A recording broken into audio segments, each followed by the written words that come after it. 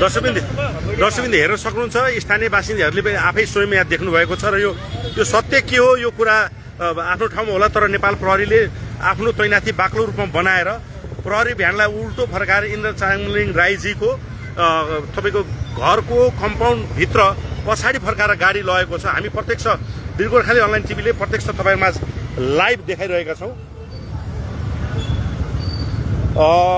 यो के रहेछ यो आँखाले प्रत्यक्ष बन्दुक देखियो सर, आर्मीको बोरा देखियो।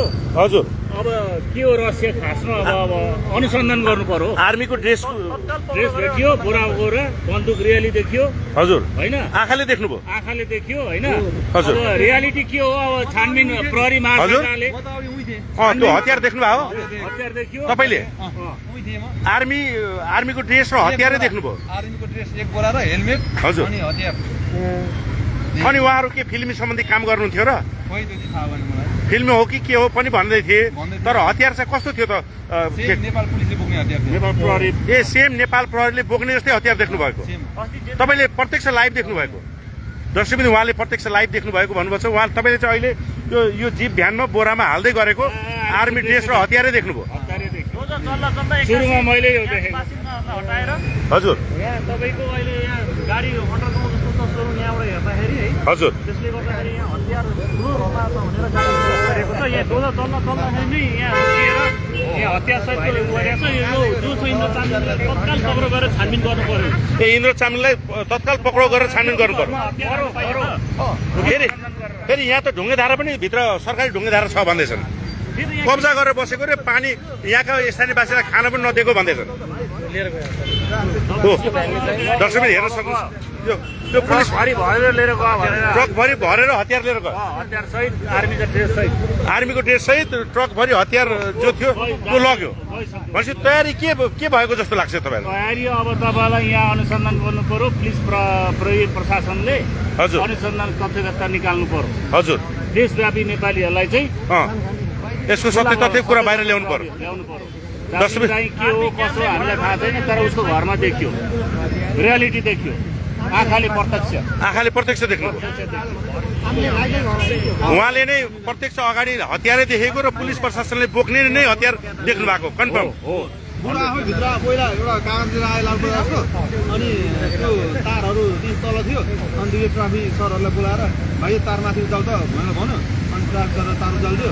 अनि बुढोले टोयोटाको लेन क्रुजर गाडी लिएर मारिदियो। अनि ट्राफिक र पुलिस भित्र गएर 4 जना गएर चाहिँ त्यो बोराहरू पल्टाएर हेर्दाखेरि हतियार देख्ने बित्तिकै हामीले त्यहाँबाट लखटिहाल्यो।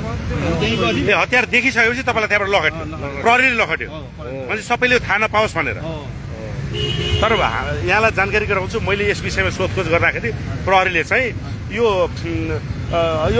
फिल्म सुटिङ गर्ने खेलौना हो सर भन्यो, खुलेर भन्न चाहेनन्। तर जुन लेभलले गाडी ब्याक गरेर लुकाएर यो सामान लिएर गएका छन् र प्रहरीहरू अहिले पनि एउटा अनुसन्धानकै क्रममा छन्। यसले चाहिँ शङ्का चाहिँ उत्पन्न गरेको छ।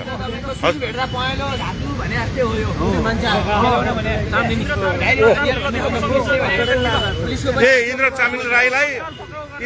चामलिङ राईलाई चाहिँ प्रहरीले घेरा नै हालेको छ र सोधखोज गरिरहेको छ। दर्शकबिन हेर्न सक्नुहुन्छ, घेरा नै हालेको छ र उनलाई सोधखोज गरिरहेको छ। हतगडी छैन।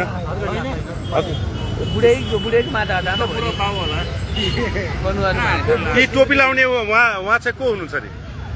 उहाँकै कोही आफन्त अथवा कोही दाजुभाइ हजुर? एमाले नेता हेमराज घिसिङ। ओहो, यो टोपी लाउने एमाले नेता हेमराज घिसिङ हुनुहुँदो रहेछ। जहाँ यो लेभलको अपराध हुन्छ त्यहाँ एमाले त कुनै न कुनै रूपले इन्भल्भ भएको जस्तो देखियो साथीहरू। यहाँ यो हेर्न सक्नुहुन्छ। हजुर सिन्धुली जिल्लाको पहिलाको उपसभापति। अनि यो घर बनाएको उहाँकै हो? उहाँ 2 जना मिलेर ल यो इन्द्र चामलिङ राईजी र एमाले नेता मिलेर बनाएको घर चाहिँ यही छेउमा रहेछ साथीहरू। यहाँ धेरै कुराहरू पोल खोल्दैछ, साथमा रहनु होला। हामी पलपलको अपडेट तपाईँलाई गराउँछु। वीर गोर्खाली अनलाइन टिभी हेरेर आफ्नो प्रतिक्रिया दिनु होला र यो लेभलको सनसनीपूर्ण समाचार जुन बनाइएको छ आफ्नो भनाइ राखिदिनु होला, कमेन्ट गरिदिनु होला र यो 3 करोड नेपाली जनताका पुग्ने गरी तपाईँले यो कुरा सार्वजनिक गरिदिनु होला। हामी हामी फेरि पनि अर्को भिडियो एक्सक्लुसिभ भिडियो लिएर वीर गोर्खाली अनलाइन युट्युबमा तपाईँको माझ आउनेछौँ।